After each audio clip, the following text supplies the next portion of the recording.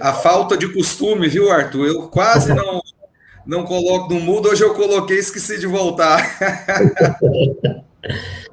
Pessoal, sejam todos muito bem-vindos a mais uma live do IGES, Instituto Goiano de Estudos Espíritas. É com muito prazer que nós recebemos todos vocês aqui nesse bate-papo espírita, né? Tratando sempre de assuntos muito interessantes. E mais uma vez nós estamos aqui com vocês e já agradecemos imensamente a participação de todos que estão aí conosco.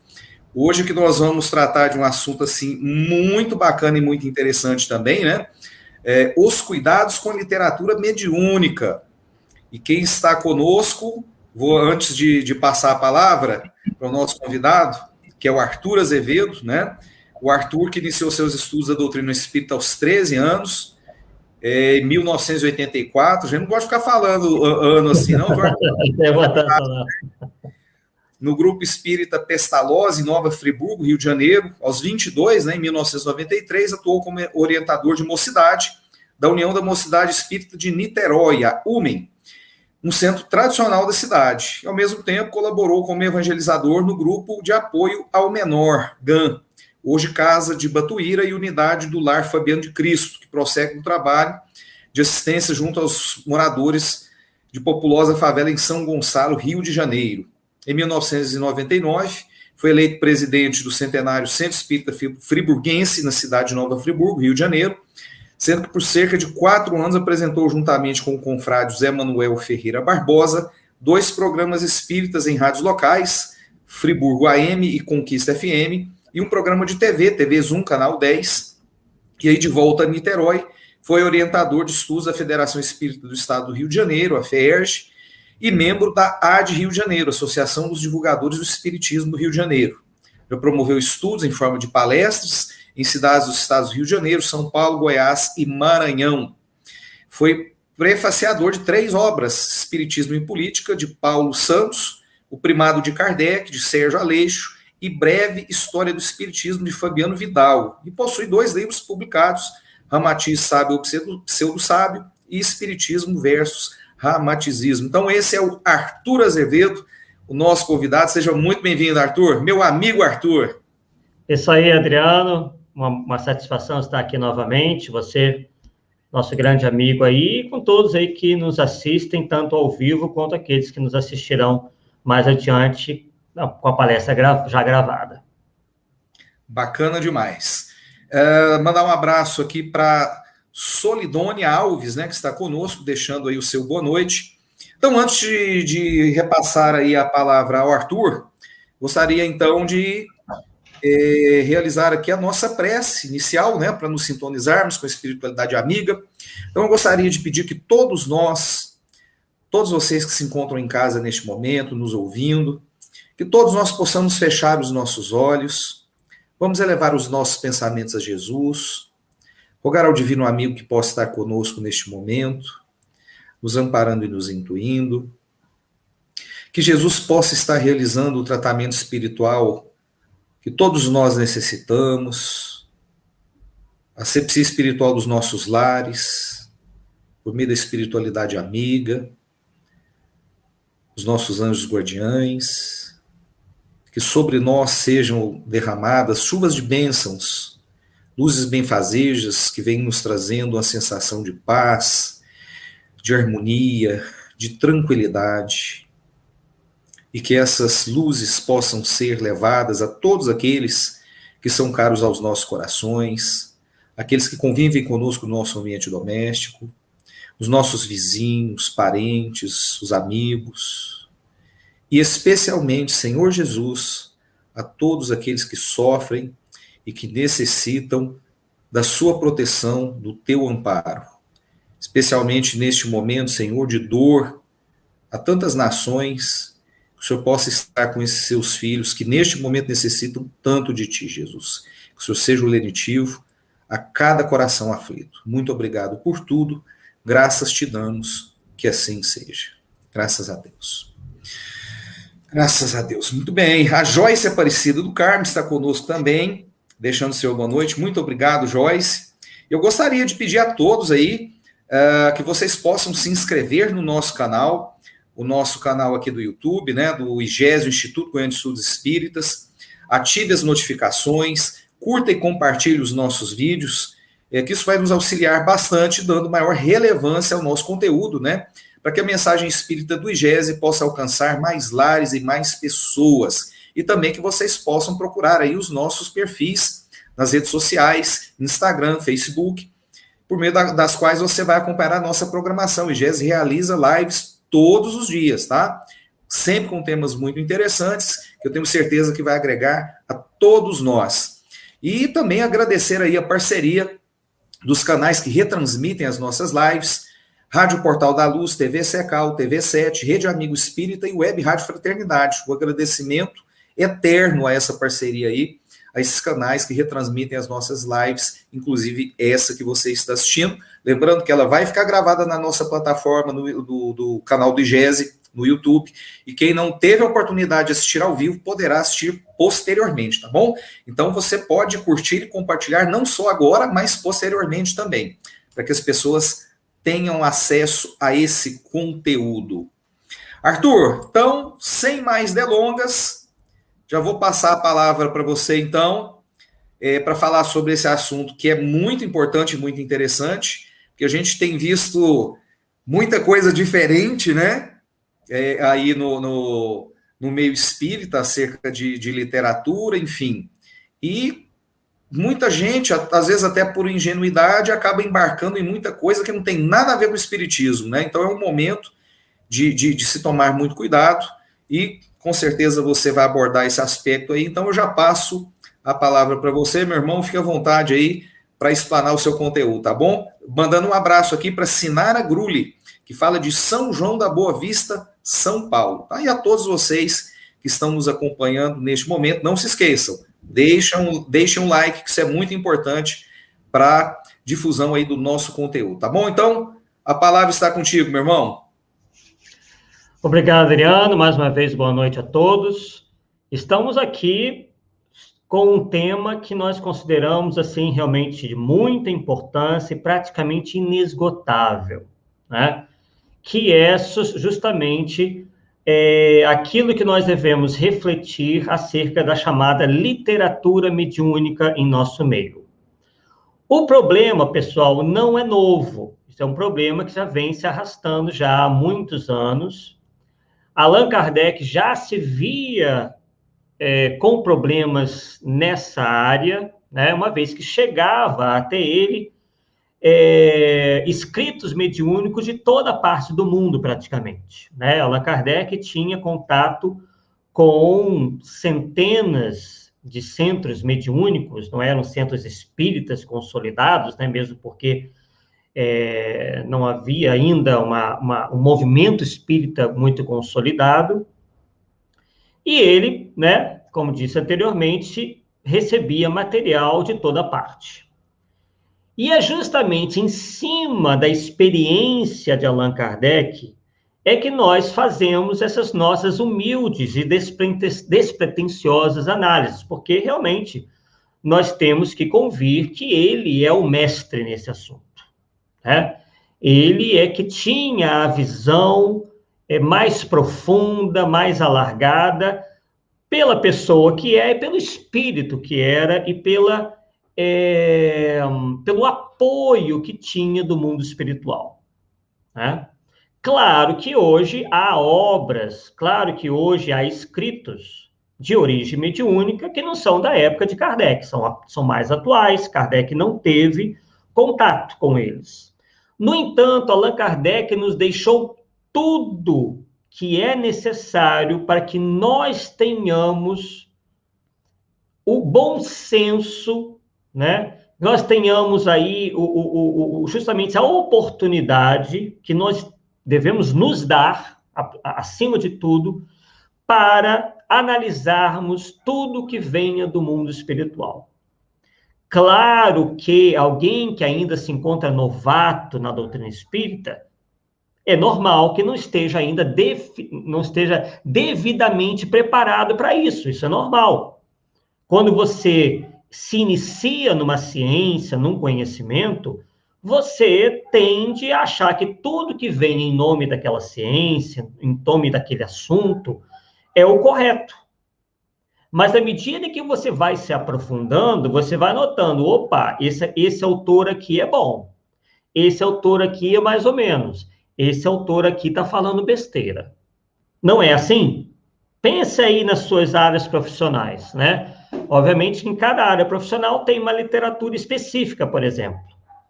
E aí tem os chamados especialistas, ou pessoas que escrevem sobre, ou algumas que se lançam a falar sobre o assunto, muitas das vezes sem ter o conhecimento necessário.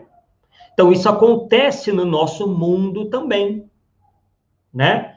O que fez Kardec, portanto, dizer na Revista Espírita de 1863 o seguinte sobre o que vinha do mundo espiritual e que chegava até ele. Ele disse o seguinte: no mundo invisível, como na terra, não faltam escritores, mas os bons são raros.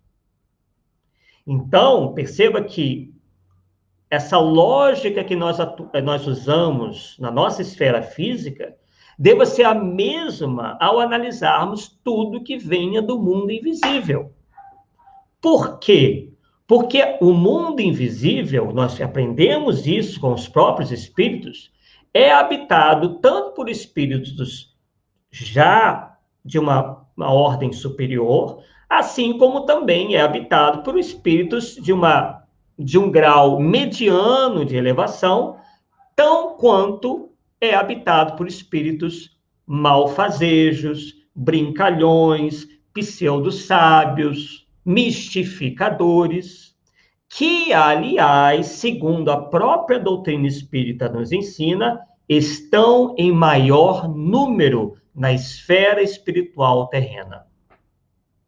Então, é preciso muito cuidado. Não é tudo que venha de escritores espirituais ou, que devam ter a nossa total confiança. Mas aí as pessoas se perguntam, poxa, mas esses escritos mediúnicos não passam por um crivo das editoras, dos médiums, das pessoas que acompanham o médium?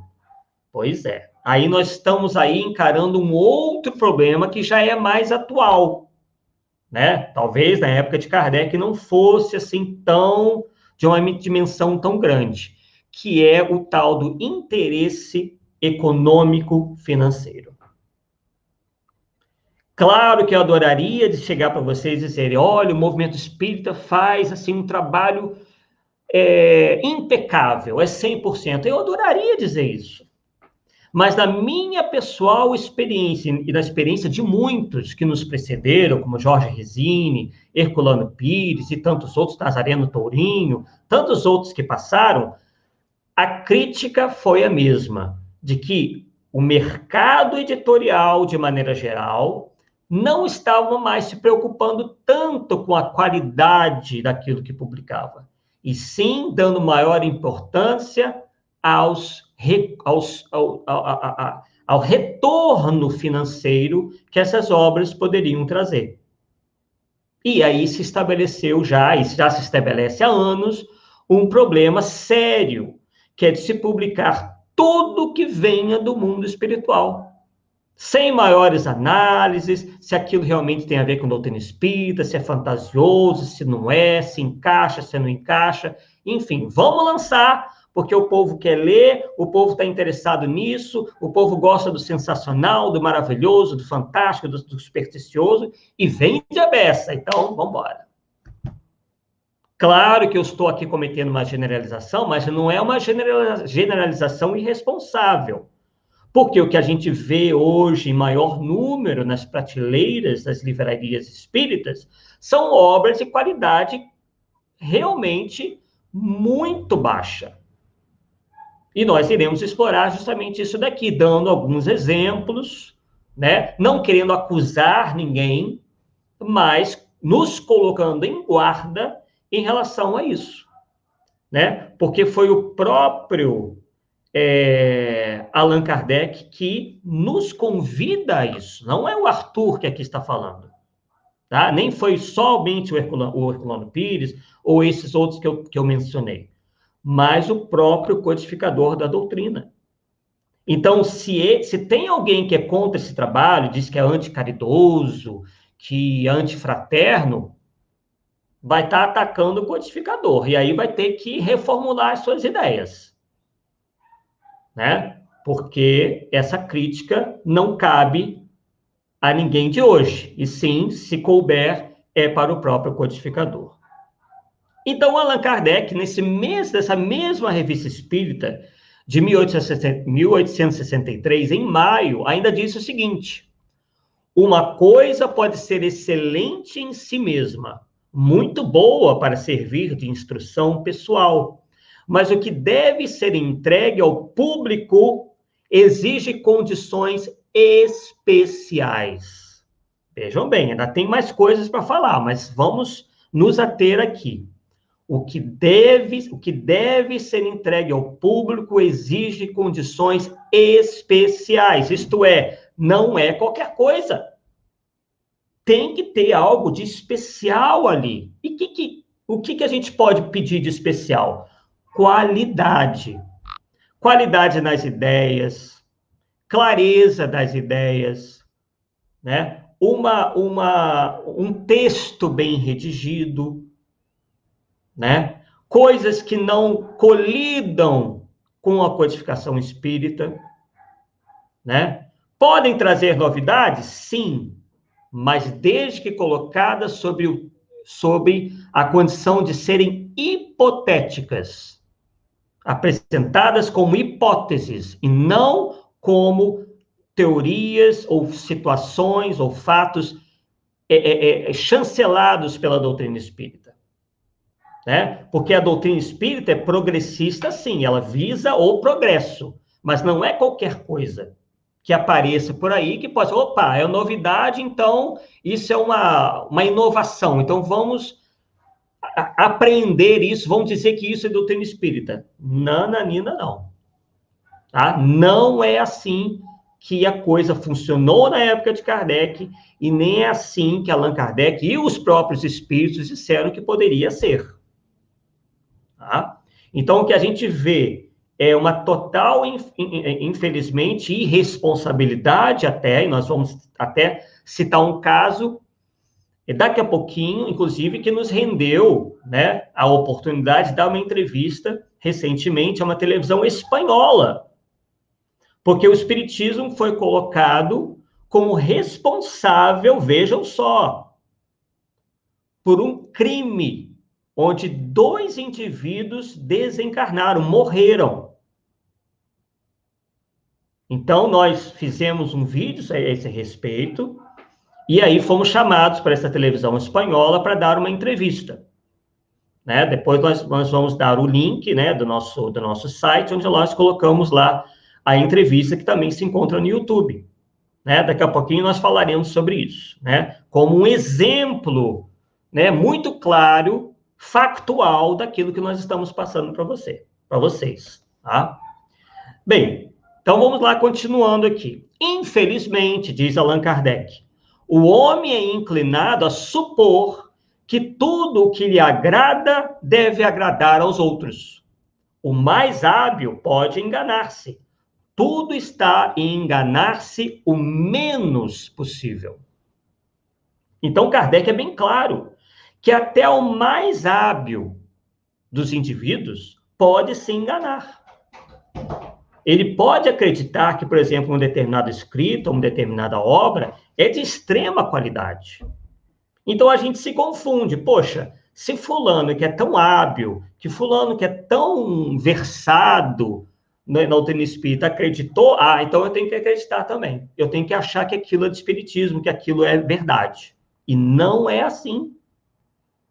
Né? Pode ser que aquele indivíduo tão hábil pode ter uma lacuna no conhecimento. Né? Nem todos dominam todas as matérias. Aliás, é a coisa mais rara alguém dominar todas as matérias. Então, por exemplo, alguém que é de uma área profissional, que, por exemplo, não tem nada a ver com astronomia, por exemplo. Aí vem um espírito, começa a falar um montão de coisas lindas sobre astronomia. Se tiver uma heresia científica da área astronômica ali, ele não vai saber reconhecer. Ele vai achar que aquelas palavras bonitas, aqueles conceitos maravilhosos sobre vida nesse ou naquele planeta são a pura realidade. Porque ele não conhece daquele assunto, não. Nossa, então ele vai ficar com a palavra do Espírito.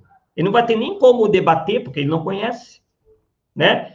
Só um exemplo, mas existem vários outros que nós poderíamos dar, né?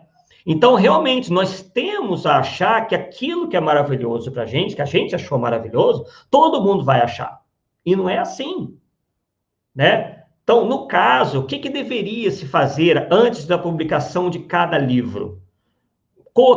Colocar esse livro sob análise de várias pessoas habilitadas, conhecedoras profundas, não só do espiritismo, mas das ciências, da literatura, enfim, de vários conhecimentos, e cada uma, enfim, dar a sua opinião, avaliar quais são os acertos, avaliar quais são os erros, para então se decidir publicar ou não determinados escritos mediúnicos. Mas, pelo que nós sabemos, não é isso que acontece, né? E, às vezes, há editoras que até atropelam, passam por cima da opinião de diversos conhecedores da matéria e lançam a si mesmo, com o intuito apenas de angariar dinheiro. Infelizmente, essa é a realidade que, muitas das vezes, se coloca no nosso meio. E já na Revista Espírita de 1865, quer dizer, 2 anos depois, Kardec ainda diz o seguinte: segue-se que a opinião de um espírito sobre um princípio qualquer não é considerada pelos espiritais, senão como uma opinião individual, que pode ser justa ou falsa, e não tem valor senão quando é sancionada pelo ensino da maioria, dado sobre diversos pontos do globo. Então, esse é o critério que Kardec se utilizou, é o critério da concordância universal, que acontecia da seguinte maneira: quando o espírito vinha com um princípio, ele submetia aquele princípio, aquela ideia, aos outros espíritos. E se não houvesse concordância, ele colocava aquela opinião apenas como uma opinião individual, né, apartada da dos demais e apenas considerada como uma mera hipótese, até que fosse efetivamente confirmada, né, ou pelos próprios espíritos, ou pela ciência, pelos fatos, enfim, dependendo do que ele ali ensinou, né? Então, não é o que acontece também no nosso movimento. O espírito omite uma ideia, uma opinião, pronto, todo mundo já fecha, né, opinião em cima daquilo ali. Não é verdade, porque afinal vem do mundo espiritual. Ah, mas porque foi fulano que psicografou? Pois é. Mas, ao mesmo tempo, o próprio Livro dos Médiuns nos diz que não há médium perfeito na Terra. Há, sim, os menos enganados. E aí? Nós continuaremos acreditando 100% porque foi o médium X ou Y que falou? Nós vamos continuar acreditando 100% porque foi o espírito X ou Y que falou? Ou nós vamos analisar friamente? Não estou dizendo para nós sermos passionais. Ah, isso aqui está errado. Não, não é isso. Temos que ser frios na análise. Deixarmos de lado as nossas preferências, as nossas paixões, o nosso entusiasmo e analisarmos efetivamente e friamente se aquilo corresponde à verdade ou não. Nós não fomos criados para conhecermos os espíritos. Nós somos criados para conhecermos a verdade, né? É aquele ensino do Evangelho, né? Conhecereis a verdade e a verdade vos libertará. Né? Então, quem que a gente poderia dizer que possui toda a verdade? Ainda mais num planeta de provas e expiações como nós. Os espíritos, sim, têm direito de emitir as suas opiniões. Não tem problema nenhum nisso. O problema é com a gente, que aceita essas opiniões como sendo verdades incontestáveis. E depois ficamos aí, de certa forma, criticando os outros movimentos religiosos, porque, segundo a gente mesmo, eles têm uma crença cega. Ora, nós também estamos sendo vítimas de uma crença cega, porque estamos aceitando tudo de olhos fechados. Basta uma assinatura? Não, aquilo é uma verdade incontestável. Não estou dizendo que nós tenhamos que ser críticos por profissão, né? Criticar tudo e a todos e atirar para todos os lados. Isso também é um erro, né? Você não pode criticar aquilo que você não conhece, né? Então, às vezes, a gente faz isso, a gente critica aquilo que a gente não conhece, né? Mas há coisas tão absurdas que saltam tanto aos olhos que, às vezes, fica tão evidente, mas mesmo assim as pessoas fecham os seus olhos. É o que a gente está vendo muito por aí, pessoal, né? E a coisa está realmente tomando contornos preocupantes. E não é só o Arthur que está dizendo.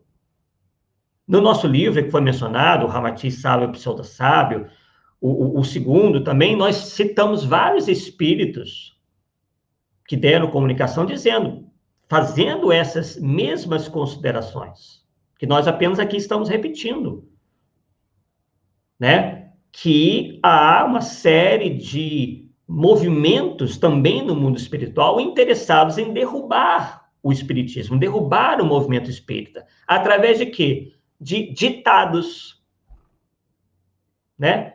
Publicados ou publicizados, né? Sem menor critério, e que acabam criando o quê? Uma grande confusão do nosso meio.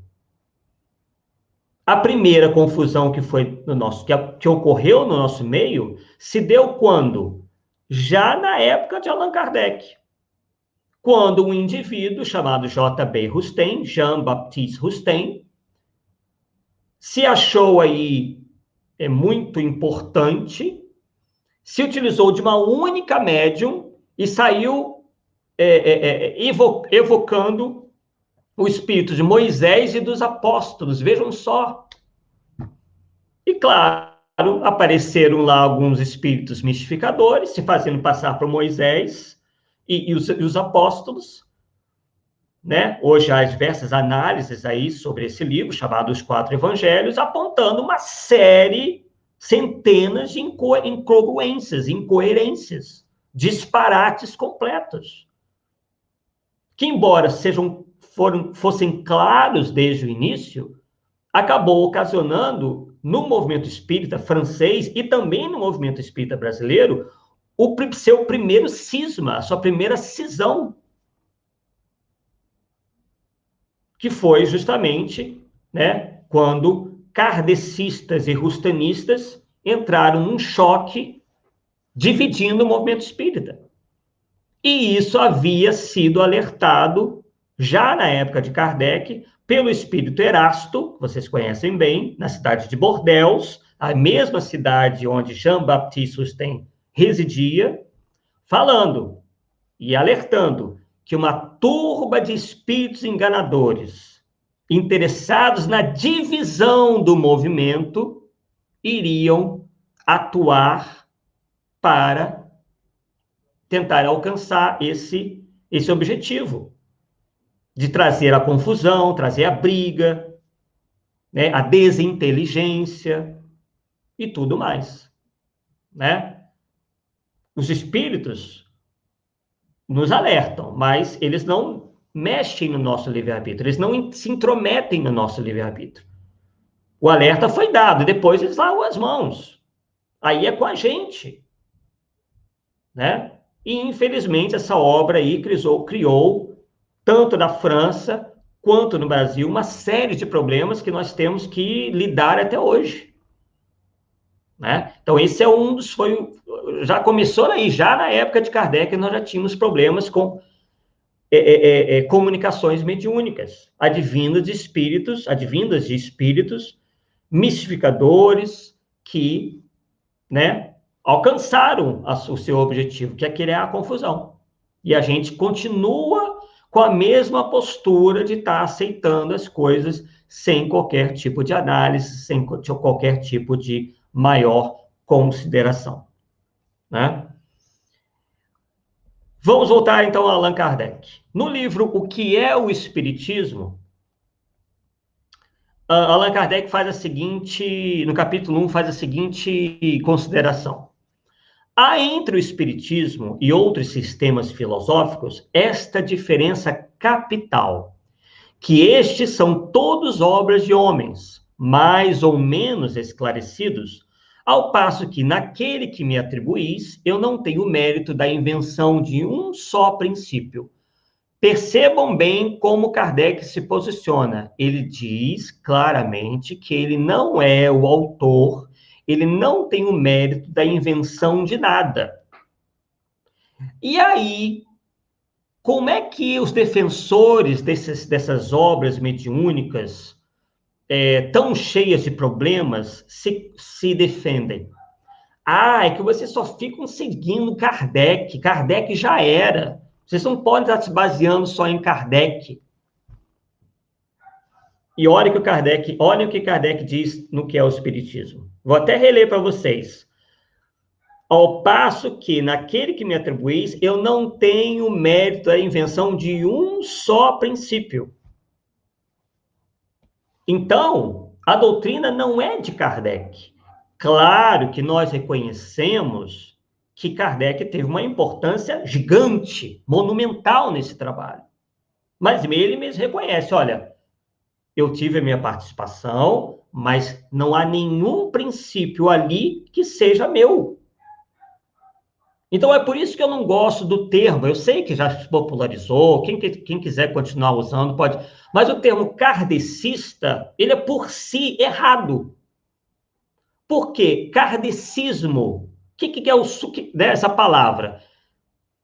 É a junção de Kardec mais ismo. Ismo é o quê? O que quer dizer esse sufixo ismo? Doutrina de.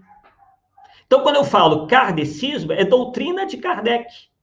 Fica parecendo o quê? Que tudo veio da cabeça dele.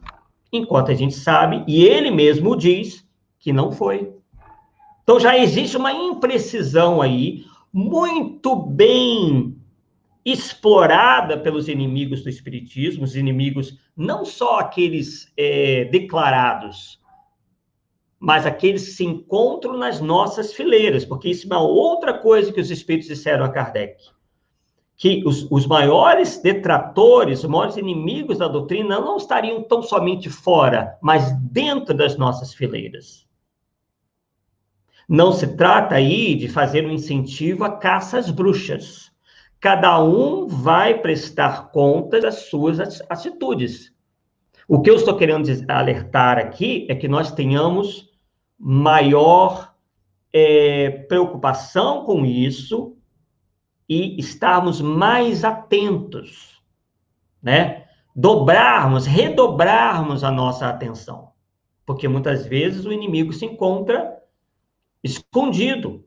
Ele se faz passar, né, por um amigo, por alguém que está ali ajudando, e na verdade o interesse não é esse. Mais ou menos como aconteceu com J.B. Rustem e os seus espíritos dos apóstolos e de Moisés, que ditaram uma obra cheia de absurdos para uma única médium, enquanto Kardec tinha contato com centros mediúnicos do mundo inteiro. No nosso site, inclusive, espiritismo.com.kardec.com, nós fizemos um trabalho ali de listar cada ponto do planeta onde Kardec trocou correspondência. E é praticamente no mundo inteiro, até com a China, Indochina, tudo quanto é lugar que vocês possam imaginar, Kardec tinha contato. Né? Então, a gente percebe aí que temos uma questão importante, né, envolvendo isso daí. Bem, e aí ele conclui dizendo, disse a filosofia de Platão, a filosofia de Descartes, de Leibniz, nunca se poderá dizer a doutrina de Allan Kardec. O que quer dizer kardecismo? A doutrina de Allan Kardec. E aí ele mesmo está dizendo, nunca se poderá dizer a doutrina de Allan Kardec.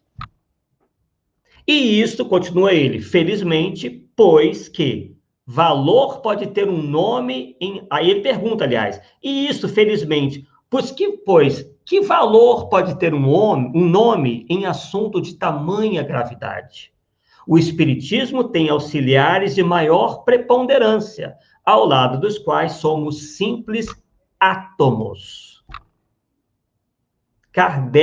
Allan Kardec, se disse um simples átomo. Ele reconheceu que nessa grande revelação, que é a revelação espírita, ele é um átomo. Agora, imagine o que nós somos, né? Um nêutron, ou alguma coisa assim, uma divisão do átomo. E nós ficamos aí achando que nós sabemos tudo do espiritismo, que nós podemos dizer o que é certo e o que é errado. Agora, claro que há coisas, como nós dissemos, tão disparatadas que fica fácil, até para alguém que muitas das vezes não tem assim tanto conhecimento, né? Mas vamos lá, vamos continuar aqui. Então, ele diz lá, o Espiritismo tem auxiliares da maior preponderância, quer dizer, ele percebeu que os espíritos que os ajudaram, que o auxiliou, né, que o auxiliaram, eram inteligências muito maiores que a dele.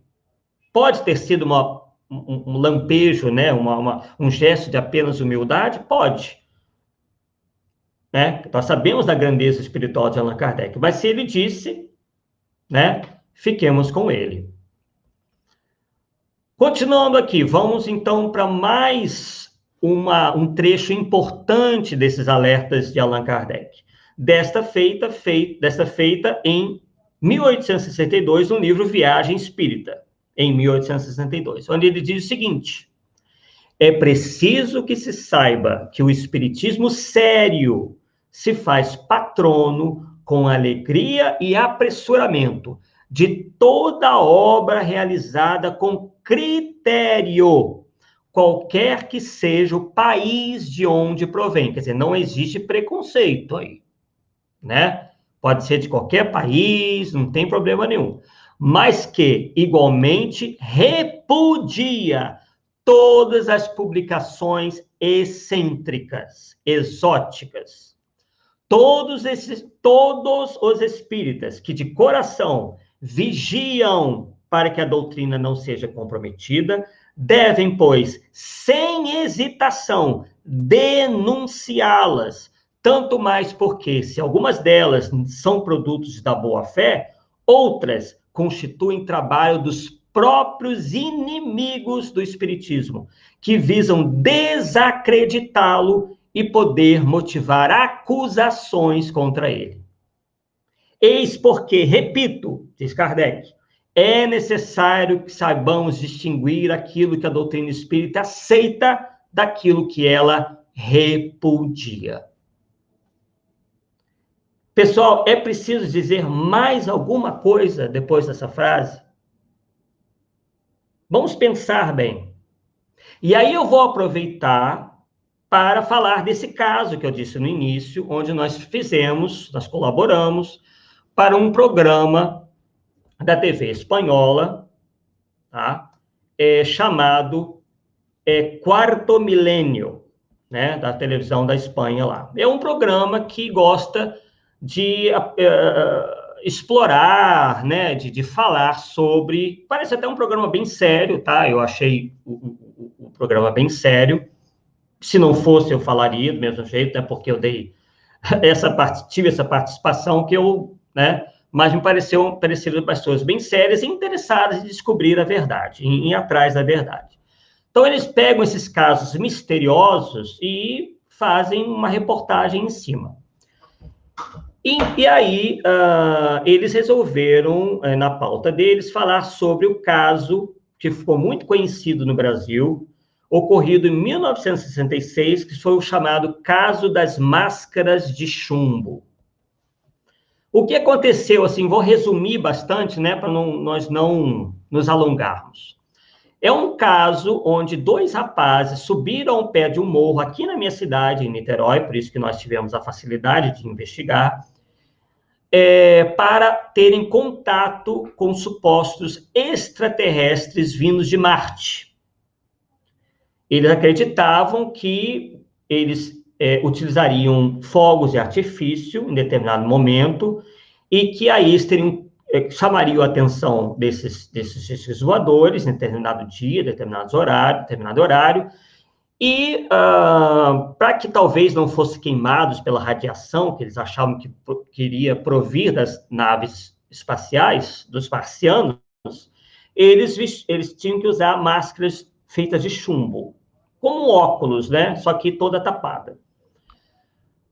Pois é, e aí, né, nós fomos atrás, nós verificamos que havia outras pessoas envolvidas e que disseram a eles, inclusive foram encontrados escritos, né, num pedaço de papel, uma receita, uma espécie de receita, dizendo que eles tinham que ingerir uma cápsula naquele momento em que eles estivessem ali naquele local, no pé do morro.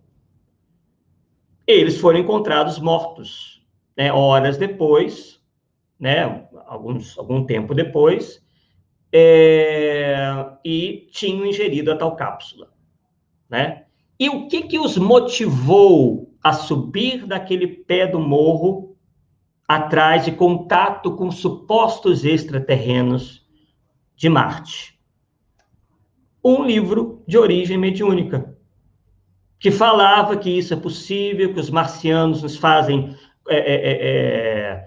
contato com os humanos, com os terrestres, conosco, né, aqui da Terra, com os terráqueos, né? E também houve pessoas, né, que além de apresentar essa literatura que falava sobre isso, se aproveitou da ingenuidade e boa-fé, olha o que Kardec disse, se aproveitaram dessa ingenuidade, se aproveitaram dessa boa-fé para dizer, olha, isso é possível mesmo, viu? Olha, mas para isso você tem que vestir máscaras de chumbo e tomar uma cápsula antes do seu contato. Só que aquelas cápsulas, como vocês já puderam notar, continham veneno. E eles foram instruídos a subir no alto do morro com uma alta quantia em dinheiro. Sabe quanto que a polícia achou, por exemplo, de 10 mil reais, como se fosse um valor hoje? Encontraram lá uns tostões de 300 reais, mais ou menos, no dinheiro de hoje. Então, percebam que se eles não tivessem tido a condição, e se esse livro sequer tivesse sido publicado, já teria salvado as 2 vidas. Que é um livro, né, vocês vão poder ver lá no espiritismocomkardec.com, que é o nosso blog, nosso site, né? Que é um livro de origem mediúnica. E aí, quando a polícia encontrou esse livro na casa deles, o único livro, não encontraram o livro de Kardec, de nenhum outro autor, encontraram somente esse livro que fala lá da vida no planeta Marte, discos voadores, etc, etc. Alguns já sabem, já devem saber qual que é. Encontraram só esse livro. Sabe o que apareceu na imprensa? Os 2 rapazes estavam envolvidos com o espiritismo. Viram? E aí, o que aconteceu? O descrédito total. Isso foi lá em 1966. É claro que o tempo passou e o pessoal se esqueceu, mas naquela época, muita gente teve a oportunidade de falar. Tá vendo? Foi se meter com esse tal de espiritismo, deu no que deu, olha só. Essa coisa do demônio aí. Então, percebam como é que a espiritualidade inferior trama as coisas. Claro que esse foi um fato pontual. Mas quantas vezes o espiritismo não é colocado em descrédito?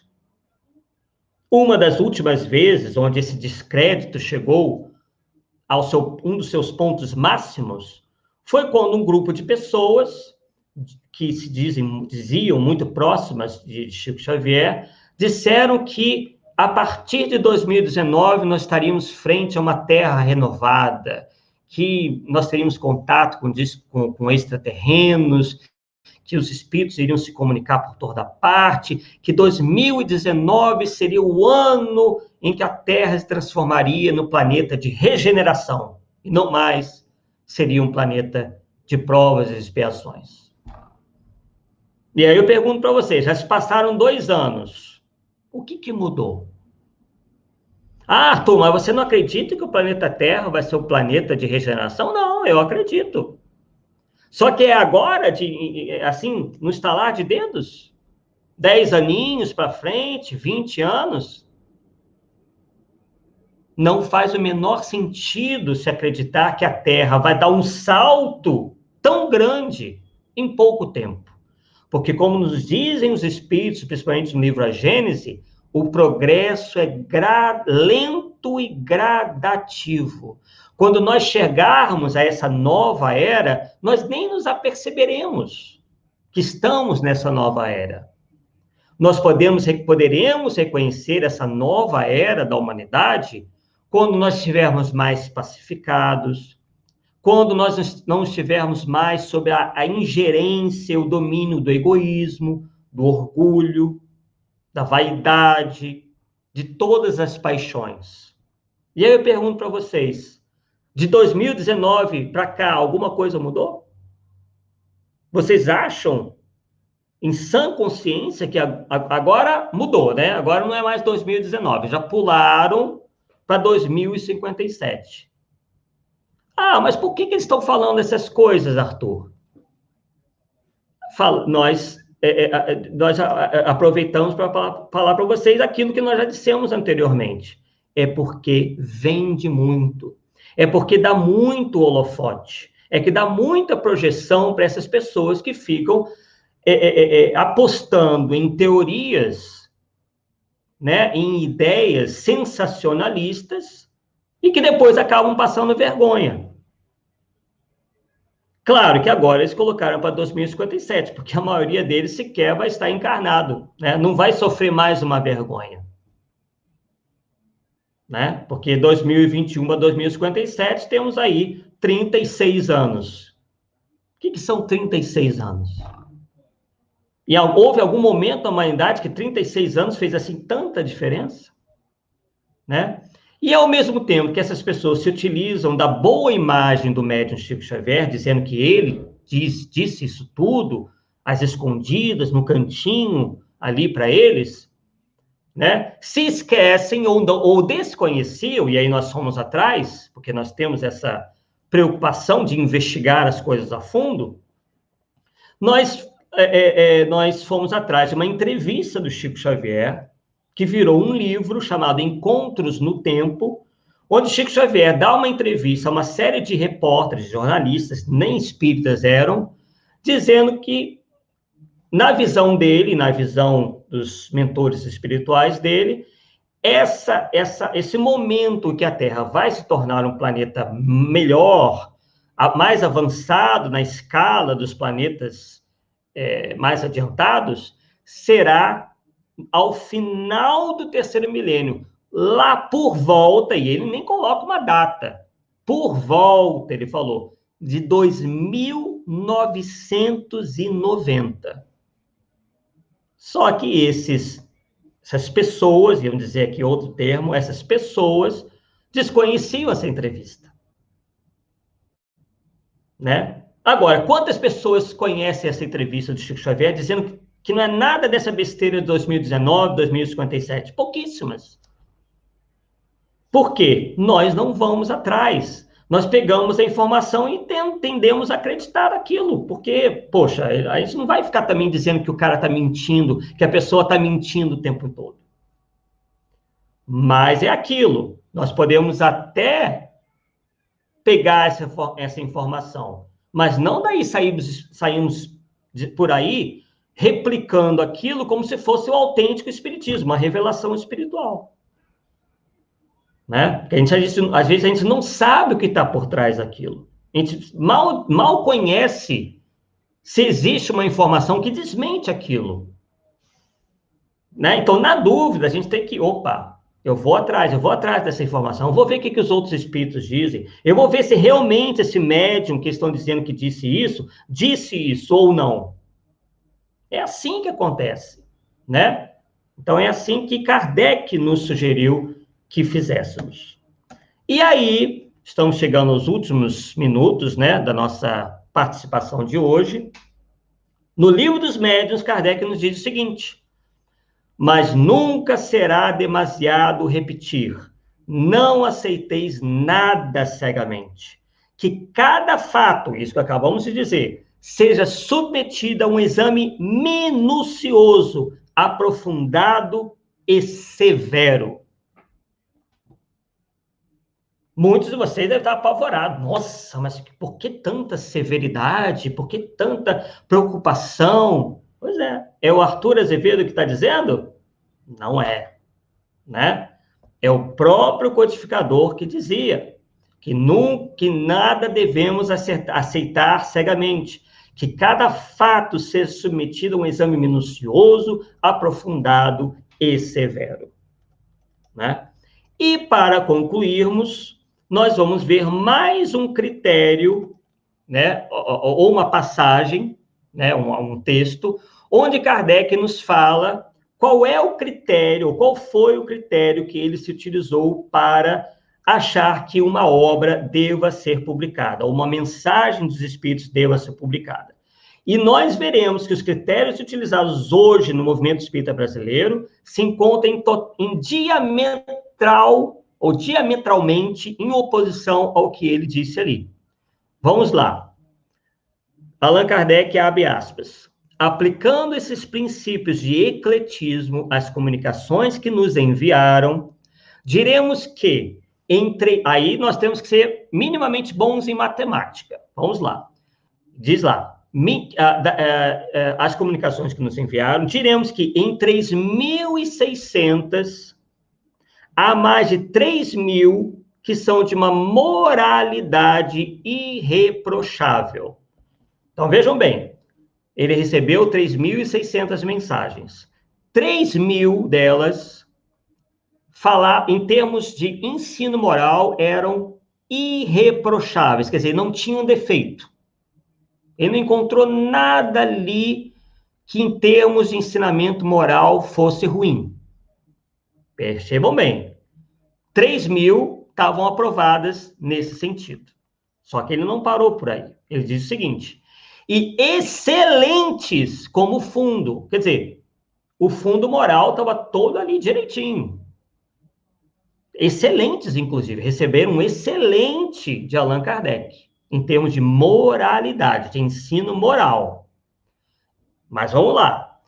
Mas que desse número não há 300 para publicidade. Quer dizer, de 3.600, não há 300 que ele aceitaria para dar publicidade. Menos de 10%. Aí você poderia perguntar, poxa, então não basta uma mensagem ser boa, até excelente em termos de ensinamento moral? É o que Kardec vai nos responder. E apenas 100 de um mérito inconteste. Então, já baixou de 3.600, ele diz que apenas 100 são de um mérito inconteste. Então, menos aí que os 10%, né? Seria lá, tipo, uns 5% ou até menos, né? Então, a qual conclusão nós chegamos? Uma obra pode falar tudo certinho em termos morais, que nem assim deva ser tida como boa para divulgação e publicação. Aí vocês vão perguntar, mas por quê? Lendo e entendendo vários outros ensinos contidos no Livro dos Espíritos, enfim, nos livros da codificação espírita, nós temos conhecimento, né? Nós tomamos conhecimento que os espíritos, até os espíritos inferiores, muitas vezes inferiores, podem dizer boas máximas. Nós não encontramos aí religiosos que sabem, por exemplo, o evangelho do início ao fim, que não cometem crimes? Não é fácil falar, não é fácil lançar boas máximas, falar do amor, de caridade, de Jesus, isso é muito fácil, né? Quer dizer, só que há outros critérios aí envolvidos, né? Quais foram os critérios? Não só o critério da moralidade, mas também verificarmos se não há, por exemplo, heresias científicas, exotismos, como foi dito anteriormente, né? Informações disparatadas, né? Entre a mensagem e a codificação. Enfim, a análise deva ser muito maior do que apenas nos focarmos que o ensino moral está uma beleza, está 100%. Porque até isso pode ser utilizado, como foi o caso dos 4 evangelhos, né, de J.B. Rustem, que nós comentamos no início. Em termos morais, ele não manda matar, ele fala da caridade, ele fala de Jesus, fala disso tudo. Mas no meio daquelas boas máximas é que eles lançam o veneno, que eles lançam a má semente, aquilo que vai causar confusão. Então as pessoas acham, mas eu li a obra de tal autor espiritual, é tão lindo o que ele fala, né? Ele fala de Jesus, ele fala do amor, aí faz aquela postura toda. Mas aí no meio ele coloca lá, por exemplo, um ensino, entre aspas, desse que vai levar as pessoas a procurar um disco voador no pé de um morro e outros absurdos mais. Agora a moda dos contatos mediúnicos com extraterrenos. Também já, né, a coisa já andou avançando. Agora tem um pessoal aí que não quer mais saber de mensagem mediúnica de espíritos desencarnados, não. É só agora com extraterreno. Aí aí aparece uma médium, aí ela diz receber lá um espírito de extraterreno, com um nome maluco, um nome estranho, um nome exótico, e fica todo mundo lá. Quando a gente vai ver o canal no YouTube, tem mais de 2 milhões de pessoas. E as mensagens, não gosto nem de falar, assim, abaixo da crítica. Mas tem todo mundo lá batendo palmo, porque, nossa, vem de extraterrestre. Nossa. Veja como nós somos facilmente enganados, nós somos facilmente até fascinados, porque isso se chama fascinação. E, às vezes, uma fascinação coletiva, é o que nós estamos passando aí, em muitos lugares, por causa dessas pessoas irresponsáveis, essas obras escritas sem menor critério, que têm como origem espíritos cruéis, espíritos que aparentam serem bons, e não são nada disso. Tanto é que, quando são admoestados, eles violentamente contra-argumentam. Porque a gente aprende no livro da codificação que os espíritos superiores, realmente superiores, não se incomodam por serem questionados. Mas quando a gente vai no espírito inferior e os questiona, ou questiona os médios que também estão enfeitiçados, estão fascinados ali, eles agem e reagem de uma maneira violenta.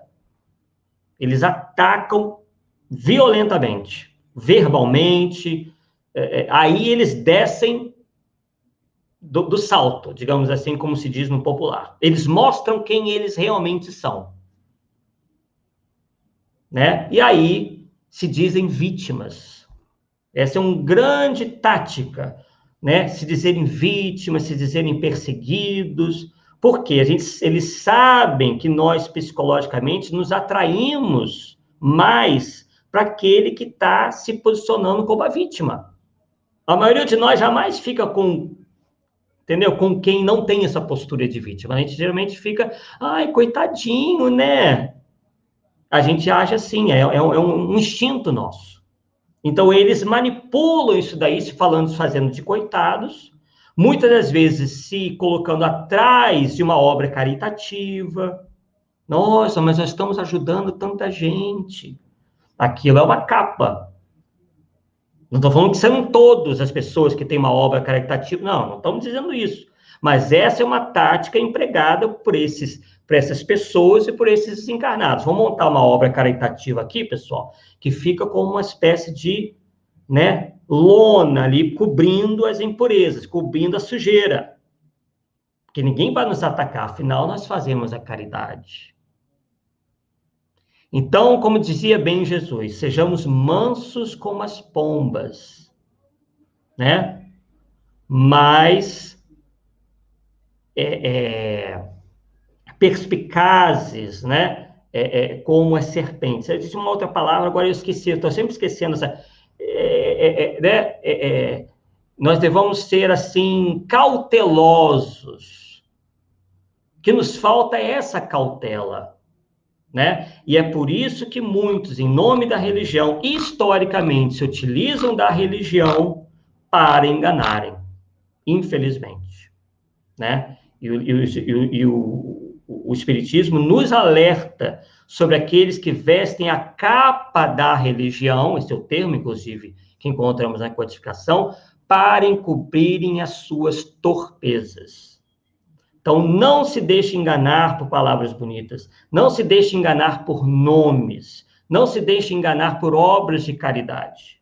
Por trás daquilo, pode haver problemas que estão sendo ali maquiados, porque nem os espíritos inferiores, eles não são bobos.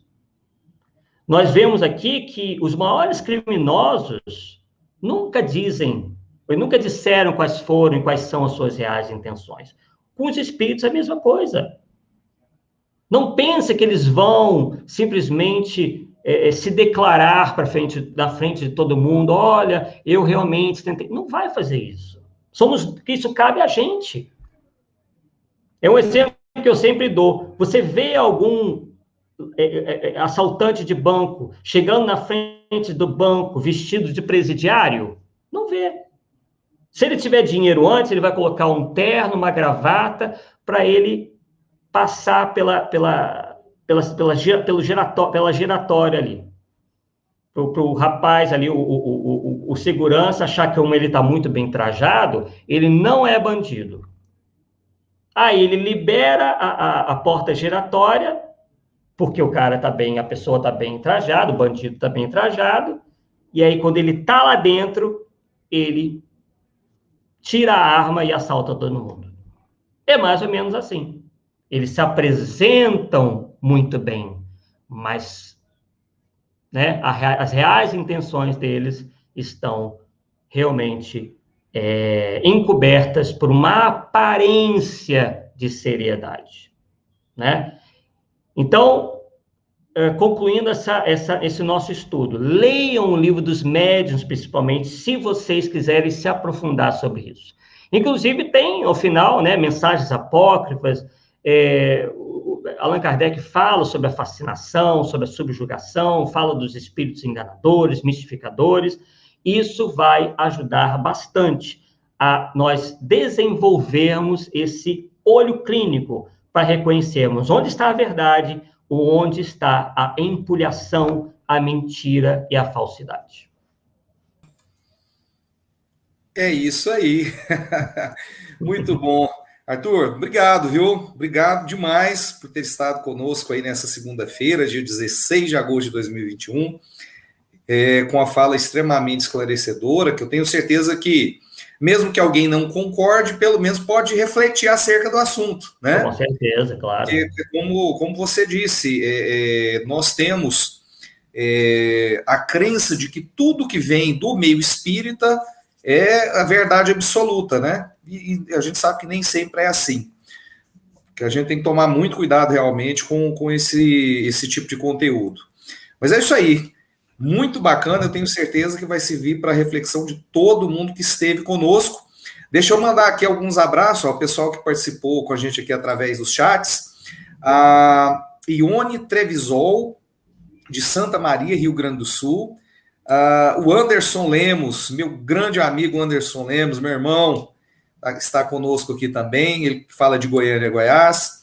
O Luiz Erlan também deixou o seu boa noite. A Roberta Cordeiro também deixou o seu boa noite. A Suzana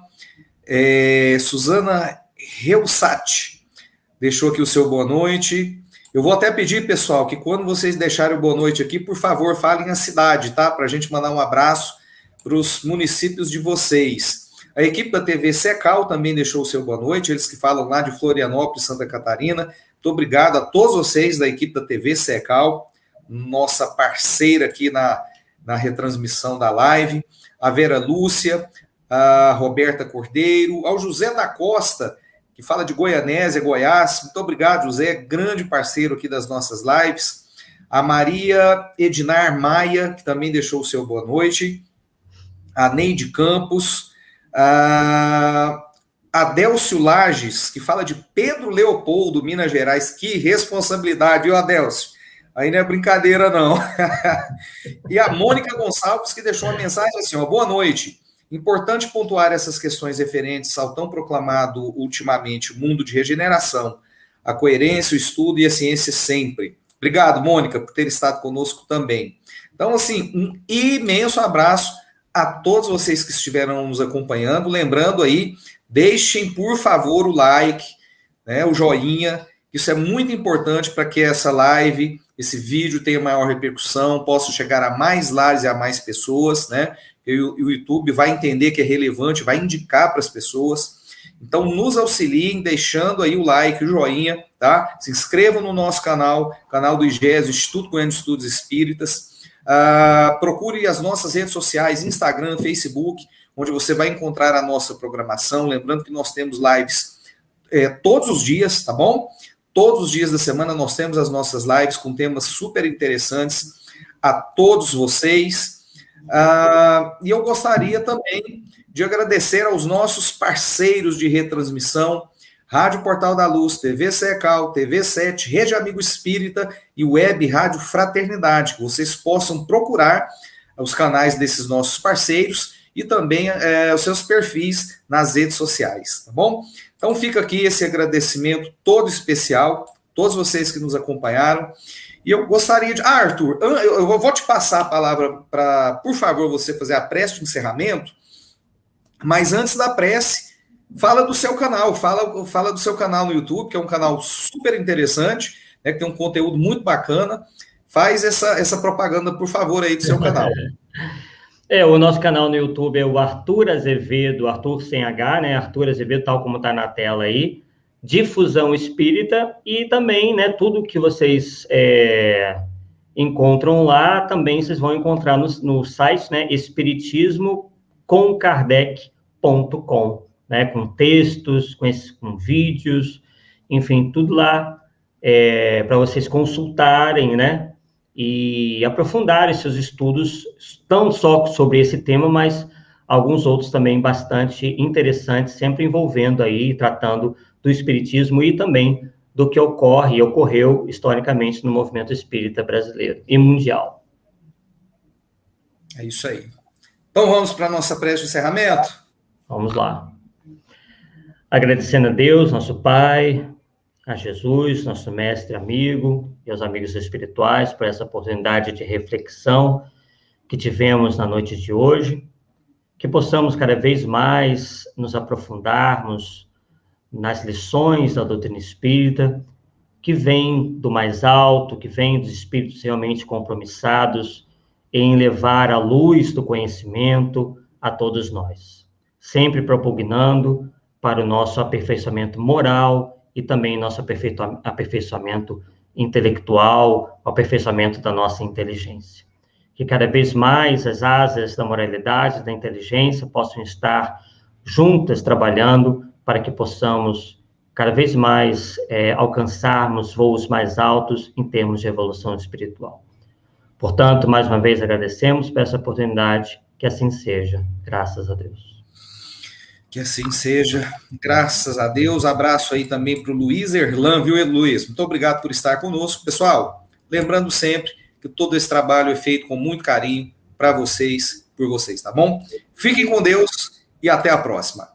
Tchau, tchau.